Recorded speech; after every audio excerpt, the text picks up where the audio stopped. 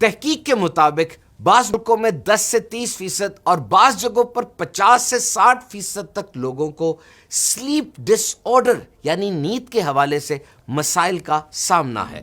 اسے انسومنیا بھی کہا جاتا ہے، یعنی یا تو نیند آتی ہی نہیں، یا اگر بیچ نیند میں آنکھ کھل جائے تو پھر دوبارہ نیند نہیں آتی۔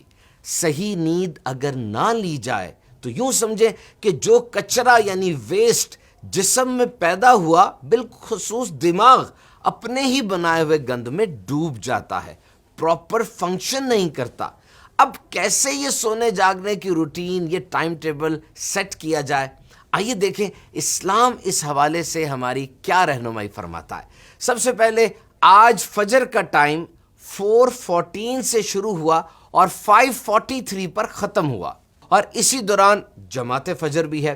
اب آپ ساری رات سوتے رہے یا ساری رات جاگتے رہے، اس ٹائم پر ضرور اٹھنا ہے، فریش ہونا ہے، وضو طہارت اور اب نماز ادا کرنی ہے۔ اور یہ حکم ہے رحمان و رحیم رب کا۔ کتنی حکمتیں ہیں، بے پایاں، سوچ و عقل سے باہر۔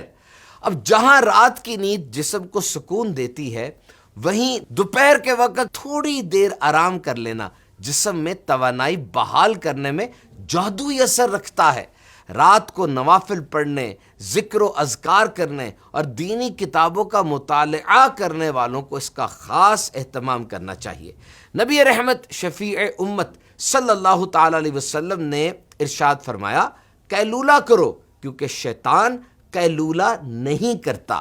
دوپہر کے وقت سونے کو قیلولہ کہتے ہیں، اور پھر یہ قیلولہ یہ نبی پاک صلی اللہ تعالی علیہ وسلم سے قولاً اور فعلاً دونوں طرح سے ثابت ہے۔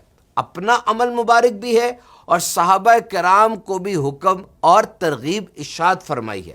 WebMD one of the most authentic online medical source, یہ جو آفٹرنون نیپ ہے، سیسٹا یعنی قیلولہ، صرف بچوں کے لیے ہی نہیں بلکہ بڑوں یعنی ایڈلٹس کے لیے بھی اہم ترین ہے، اور وہ اس کے 16 ہیلتھ بینیفٹس، طبی فوائد لکھتے ہیں۔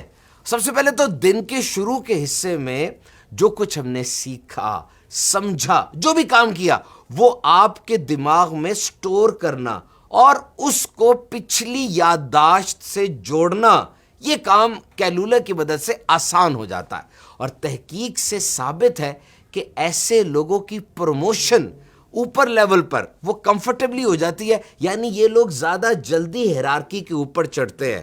وجہ یہ ہے کہ کام پر زیادہ یکسوئی دیتے ہیں، تھکے تھکے نہیں رہتے، دے آر مور کنسسٹنٹ، نئی سوچیں، کریٹیوٹی۔ اب جن کی جاب ایسی ہوتی ہے کہ جن کو یہ نیا کام کرنا ہوتا ہے، یہ قیلولہ ان کا موڈ فریش کر دیتا ہے، اٹ برائٹنز یور آؤٹ لک۔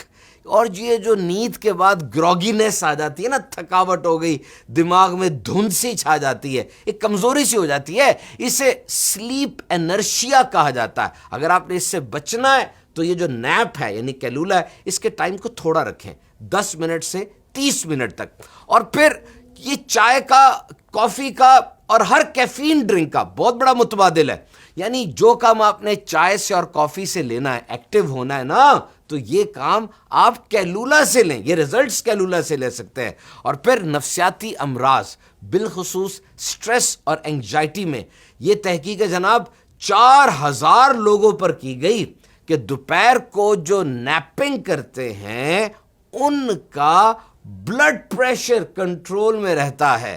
اب اگر رات کو بھی کوئی مصروفیت ہے، دوپہر کو سونے کی وجہ سے وہ آرام سے ہو جاتی ہے۔ سو مائی ڈیئر ویورز، ہر سنت کی طرح اس میں بھی اتنی حکمتیں ہیں کہ انسانی دماغ اس کا اندازہ نہیں لگا سکتا۔ اپنی روٹین کے اندر اس قیلولہ کو شامل کیجئے اور بہت سے فوائد حاصل کیجئے۔